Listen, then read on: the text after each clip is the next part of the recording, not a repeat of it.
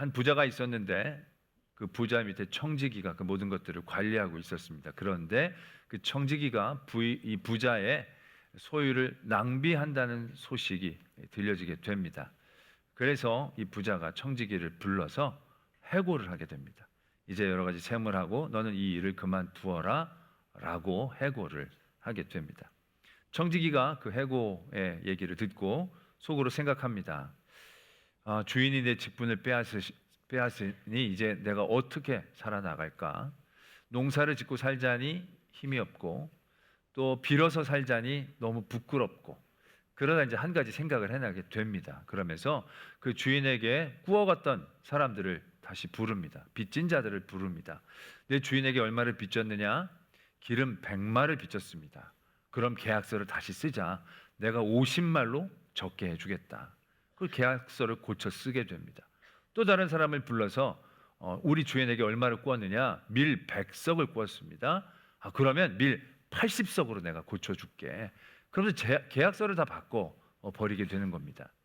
주인의 재산을 낭비했던 이 청지기는 이제 주인의 재산에 심각한 손해를 끼치고 있는 겁니다. 이 정도면 형사적으로도 책임을 물어야 될 만한 그러한 일들을 저지른 것입니다. 그런데 그 다음에 이어지는 말씀에 보면 오늘 우리가 읽었던 것처럼 주인이 이 옳지 않은 청지기에 대해서 이렇게 얘기를 합니다. 이 옳지 않은 청지기가 이 일을 지혜 있게 하였으므로 칭찬하였으니, 칭찬을 한다라는 것입니다. 오늘 말씀에 보면 주인이 분명히 이렇게 얘기합니다. 옳지 않은 청지기. 이 청지기가 여태까지 했던 모든 대부분의 일들은 옳지 않다는 것이죠. 이건 분명한 겁니다. 왜? 계약서를 위조한 거니까. 그가 주인의 재산에 심각한 손해를 끼친 건 그 당시에 이자율이 어떻건 저떤 것들이 간에 분명한 사실이니까 이 주인은 분명히 이 종에 대해서 옳지 않다라고 규정하고 있습니다.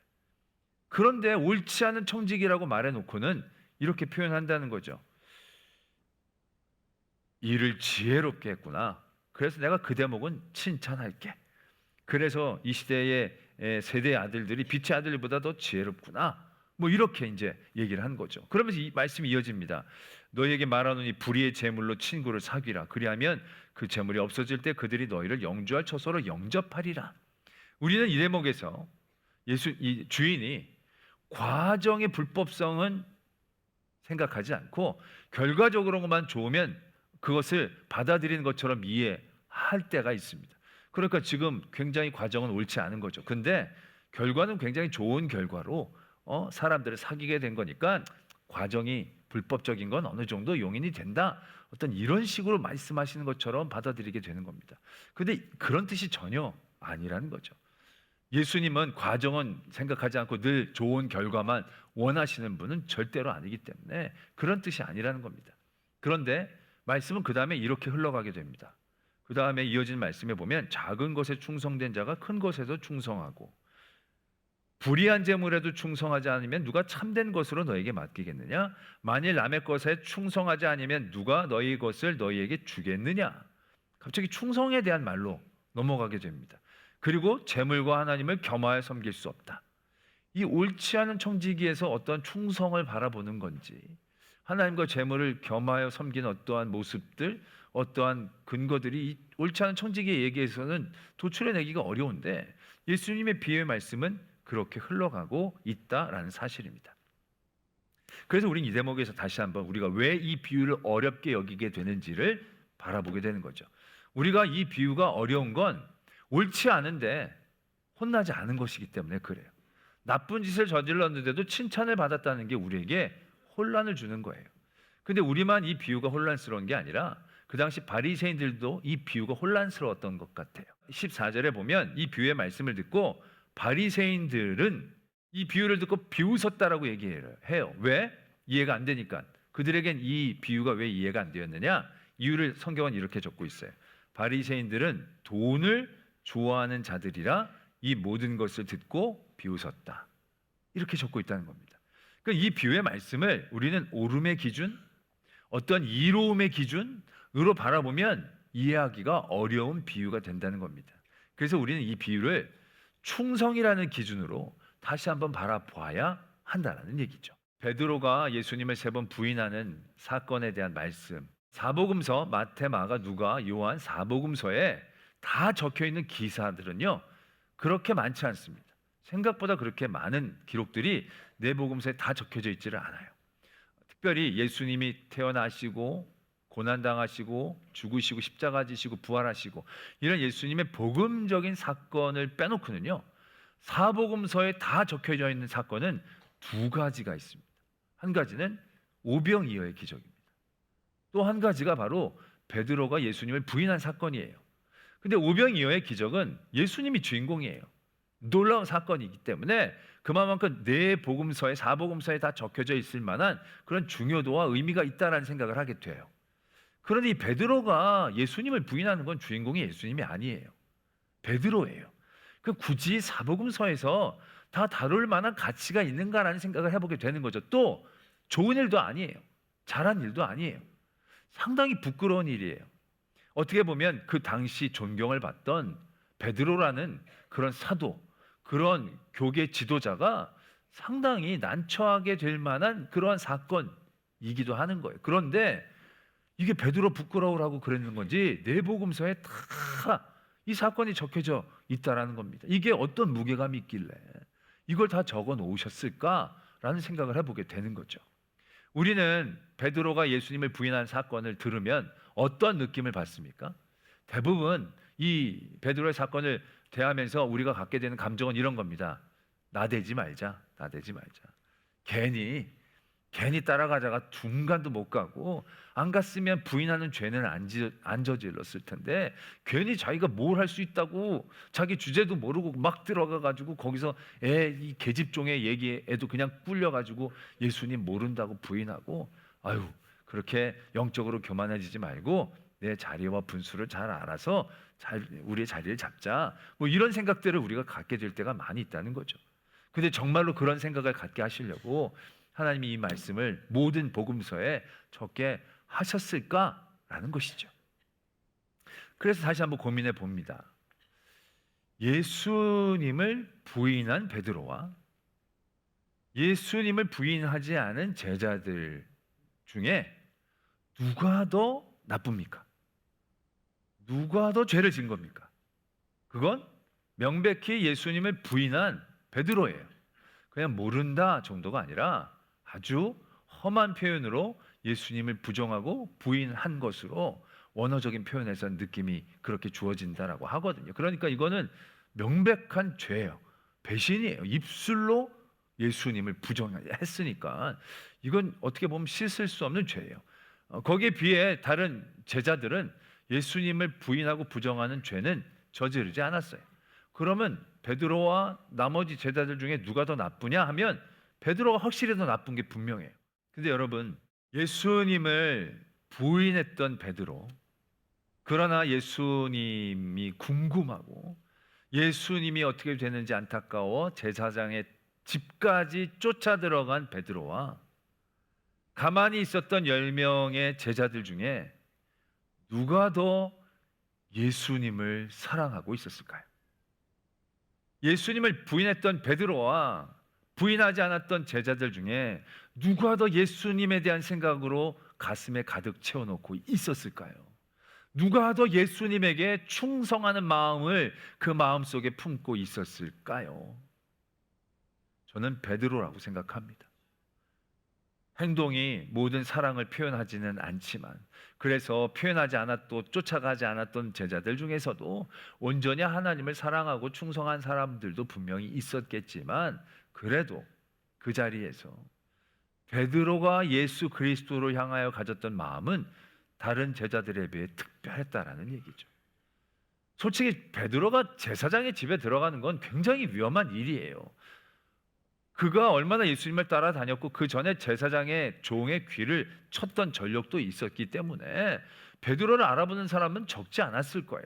그런 가운데 그가 변장이나 위장도 하지 않고 제사장의 집에 뜰에 들어간다는 것은 쉬운 결정이 아니에요. 그런데 베드로는 그 앞뒤 전후 좌우를 잴 만한 그런 여유가 없었던 거예요. 그렇게 생각을 할 마음이 없었던 거예요. 왜? 그 마음에는 그냥 예수 그리스도를 향한 마음으로 가득 차 있었기 때문에 예수 그리스도가 궁금했고 예수 그리스도가 어떻게 지내는지, 예수 그리스도가 어떻게 판결을 받는지가 너무 알고 싶었고, 예수 그리스도를 끝까지 지키지 못한 것들에 대한 죄책감 가운데에 가득 차여 있었기 때문에 그가 이 제사장의 집에 갈 때 어떻게 변장을 하고 위장을 하고 뭐 그런 생각과 잔꾀를 벌이지 않고 그냥 그 집으로 들어간 거예요.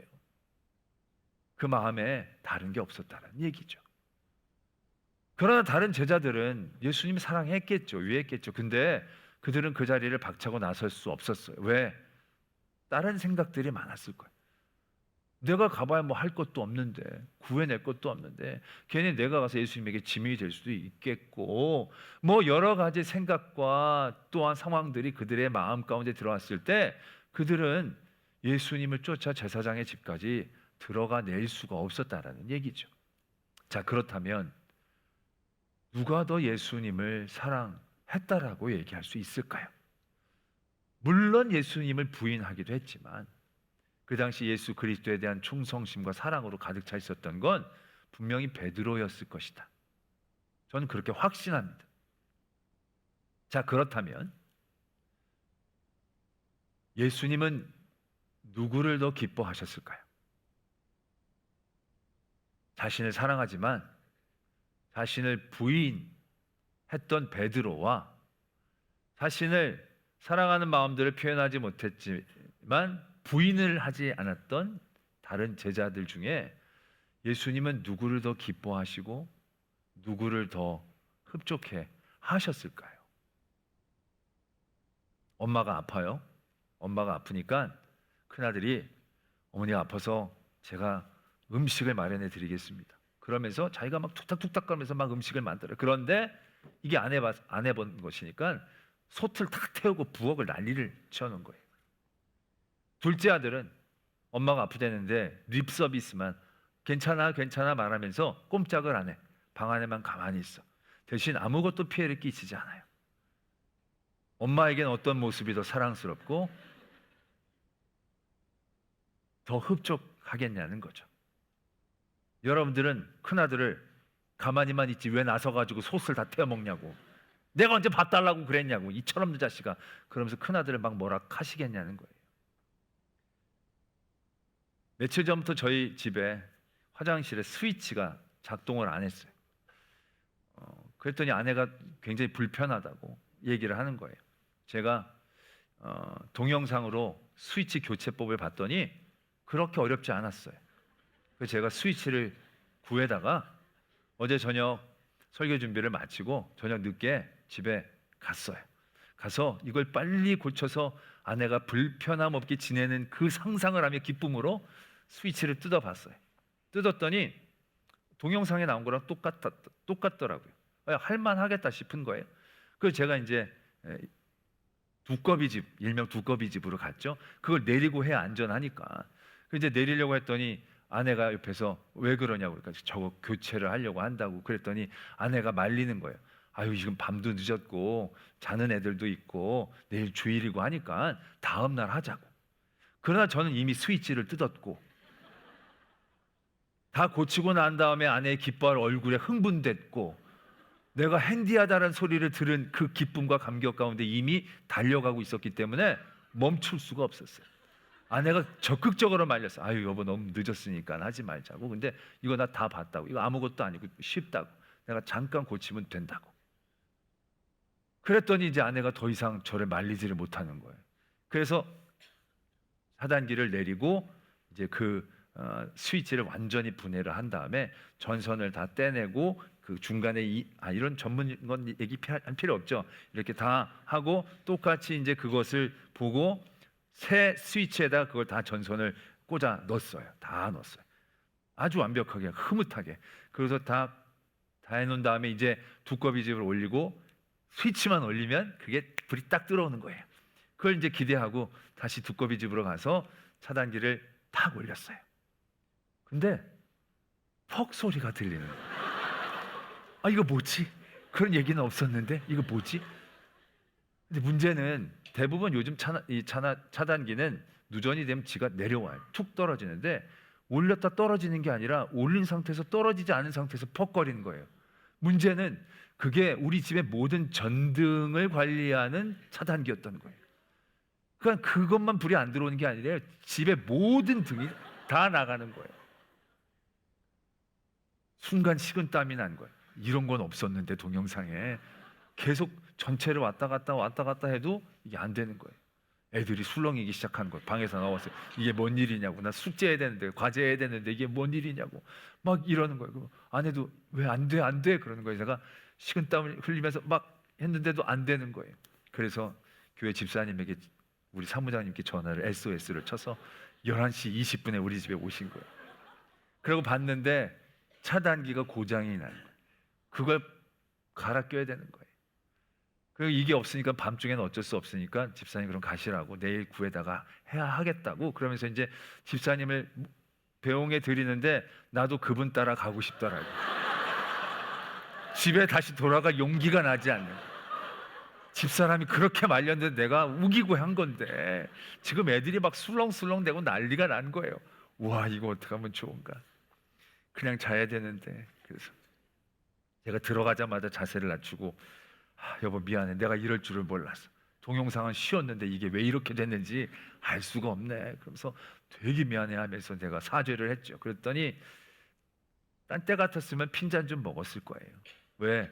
그렇게 말렸는데 내가 우기고 한 거니까. 근데 아내가 한마디도 뭐라고 안 그러는 거예요. 그럴 수도 있지 뭐. 제가 이랬거든요. 여보 미안해, 정말 나는 당신을 기쁘게 해드리고 싶은 그 한 마음으로 이렇게 했던 것 뿐이야. 내가 딱 이 말을 했거든요. 그곳에 하나님의 은혜를 베푸신 것 같아요. 아내가 애들을 다 잠재우는 거야. 야 아빠가 야 그러려다가 이거 뭐 이렇게 오래돼서 그런 거야. 그러면서 막 애들은 막 궁시렁궁시렁대 이렇게 참 잠재우고, 그냥 전 빨리 누워서 잤어요. 아침에도 빨리 일어나서 도망쳐 나왔어요. 그러나 생각해 봅니다. 옳지 않았죠. 고집 피우고. 그게 무슨 부심이라고 그걸 그렇게 밤중에 가서 하다가 그 집을 다 그렇게 말아먹고 잘못했죠. 그런데 아내 마음에는 용서가 되고 흡족함이 있는 거예요. 왜? 진심이 있잖아요. 결과는 안 좋았지만, 과정도 안 좋았지만 아내를 향한 나의 충성심은 분명히 전달됐다라는 것이죠. 그러니까 다 말아먹어도 참아내 주는 거죠. 받아내 주는 겁니다. 밥 해주다가 다 태워먹은 아들, 다 태워먹은 거 속상하겠죠.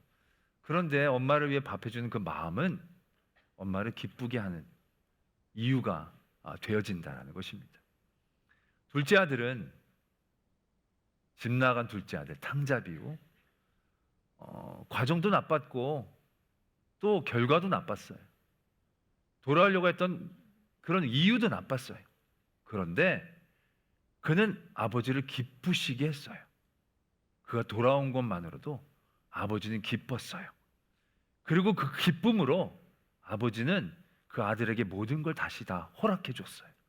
그 아들은 옳지 않았어요. 그러나 그럼에도 불구하고 아버지를 기쁘시게 한 그 하나만으로도 이 아들은 모든 것들을 회복할 수 있었다라는 사실이에요. 큰아들은 옳았어요. 바른 생활이었어요. 잘못한 것 없어요. 그리고 그의 모든 삶의 자리에서 아버지께 이로움이 되는 아들이었어요.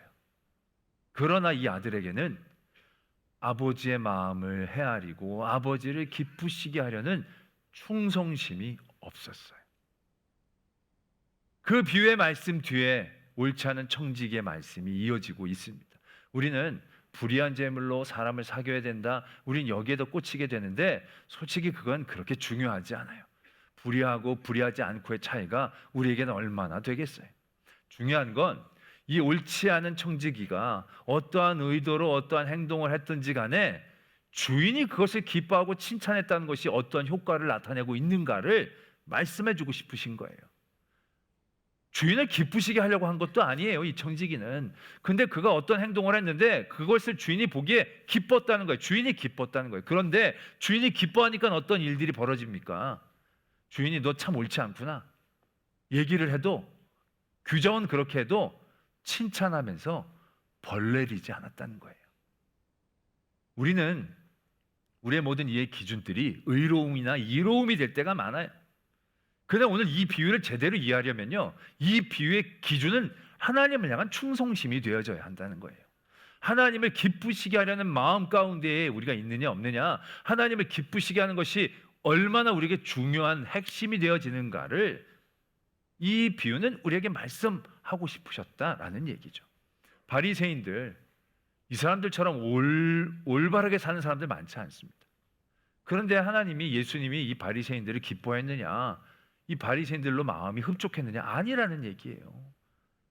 뭐 욕할 건 없어 보여요. 굉장히 바른 생활처럼 살았고 하나님 예배도 잘 드렸지만 이들은 하나님을 향한 충성심이 없었다는 거예요. 하나님의 마음을 기쁘시게 하려는 그 마음의 중심 자체가 없었다는 거예요. 베드로는 3번을 부인했어요. 말도 안 되는 잘못을 저질렀지만, 그러나 그럼에도 불구하고 그 기사를 계속 다 적어주신 건 그렇게 할 수밖에 없는 상황까지 그가 가게 한 예수 그리스도를 향한 그의 마음, 충성심. 비록 그의 연약함 때문에 그의 충성심은 과욕이 되어지고 더 본전도 못 차리는 삶이 되어졌지만, 그러나 예수님이 베드로가 자기를 부인했다는 것 때문에 책망하신 적이 있습니까? 그것 때문에 정죄하신 적이 있습니까? 자기 부인했던 것 때문에 십자가에 거꾸로 매달아 죽게 하신 겁니까? 아니거든요. 예수님은 한마디도 거기에 대해서 얘기하시지 않았어요. 잘못했죠.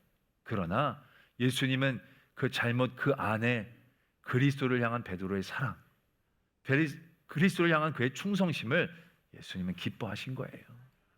그리고 요한복음에서는 그 베드로에게 네가 나를 사랑하느냐 다시 확인하신 다음에 내 양을 먹이라 라는 사명을 다시금 주고 계셨다라는 것을 우리는 떠올릴 수 있어야 한다는 것이죠. 그래서 베드로가 예수님을 부인한 건 부끄럽고 창피한 일이 아니었던 거예요. 그 얘기는 베드로 아니면 할 사람이 없어요. 베드로가 그 얘기를 다 하고 다닌 거예요. 자기가 부끄러운 일임에도 불구하고. 그런데 베드로는 그게 부끄럽지 않은 거예요. 왜? 자기가 잘못한 부끄러움보다 예수 그리스도를 사랑하는 그 중심을 알아주시는 예수님의 사랑이 더 자랑스러우니까, 더 기쁘니까 그 얘기를 하고 다녔다라는 것을 우리가 분명히 깨달아 알아야 한다는 것이죠.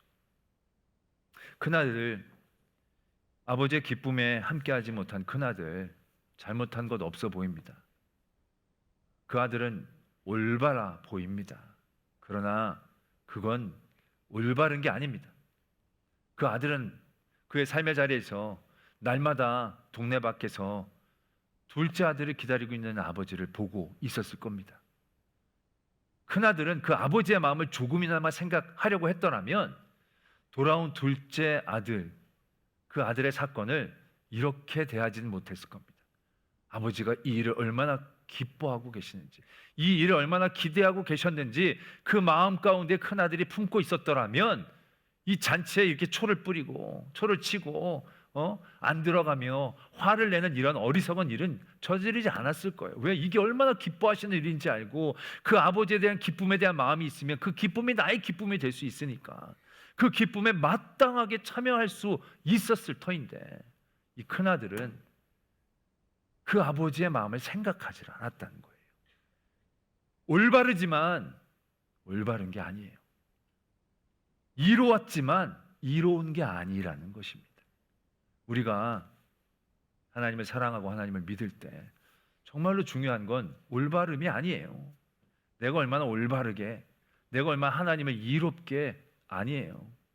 내가 하나님을 얼마나 기쁘시게, 내가 얼마나 하나님의 마음에 대해서 알려고 애를 썼는지, 그게 충성이잖아요. 마음이 나누어지지 않는 마음들. 우리가 예배를 드리지만 예배를 드리는 마음이 다 똑같지 않습니다. 어떤 분들은 자기 의로 드리는 분들도 있고, 자기 기쁨으로 드리는 분들도 있고, 자기 위로받으려고 드리는 분들도 있어요. 물론 그렇게 시작할 수 있지만 우리가 드리는 아름다운 예배는 어떤 예배이어야 하느냐? 충성된 마음으로 드리는 예배이어야 한다는 거예요. 하나님을 기쁘시게 하기 위한 예배, 하나님의 마음을 알고자 애쓰는 예배, 하나님에게 집중하는 예배가 하나님이 진짜 기뻐하시는 예배이다라는 겁니다. 오늘 우리가 어떠한 마음으로 예수 그리스도를 믿고 따라야 하는지를 말씀하고 계시는 것입니다. 예수 그리스도를 기쁘시게, 작은 것에서부터 그리스도의 마음과 그리스도의 원하심과 하나님을 생각하며 섬겨낼 수 있을 때 그 모든 것들로 하나님이 기뻐하시고 또 부어주시고 함께 하시는 그러한 착하고 충성된 종이라 일컬음 받게 될 줄로 믿습니다.